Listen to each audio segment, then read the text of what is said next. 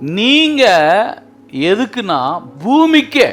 எத்தனைக்கு பாருங்க, ஆண்டவர் ஒரு மனுஷனை இந்த பூமிக்கே நீ யாரா இருக்கிறன்னா உப்பா இருக்கிற பிரயோஜனமான ஆளு, பிரயோஜனமான ஆளு. நம்முடைய வாழ்க்கையில ஆண்டவர் கொடுத்திருக்கிற வாழ்க்கை ஒரு வாழ்க்கை. நீங்க யாருக்கு பிரயோஜனமா இருக்கிறீங்க ஆண்டவர் கேட்கிறார். இந்த உலகத்தில் இருக்கிற எல்லாமே பிரயோஜனப்படுது. பிரயோஜனப்படுதா இல்லையாங்க? ஒரு மரம் நிழல் கொடுக்குது, கனி கொடுக்குது, எல்லாம் கொடுக்குது. ஒரு மீன் எடுத்துக்கோங்க, உணவா இருக்குது. ஒரு ஒரு விலங்கு எடுத்துக்கோங்க, அதனுடைய வேலை அது என்ன பண்ணுது, செய்யுது. எல்லாம் பர்பஸ், நோக்கம். ஆனா ஒரு மனிதனுக்குடைய வாழ்க்கையினுடைய நோக்கம் என்னன்னு கேட்டு பாருங்க.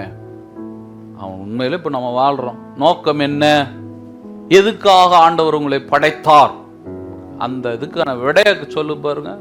என்ன விடை அப்படின்னு சொன்னா, என்ன நோக்கத்திற்காக தேவன் நம்மை படைத்தார்? இத ஒரு மனுஷன் தெரியாமலே வாழ்ந்துட்டு போறான். கவனம். ஒரு நாள் நம்முடைய வாழ்க்கை குறித்து கர்த்தர் கணக்கு கேட்கத்தான் போறார். உனக்கு அற்புதமான வாழ்க்கையை கொடுத்தனே, என்ன செய்த? கர்த்தர் கணக்கு கேட்கிறாரா கேட்கலையா? கேட்கிறார்.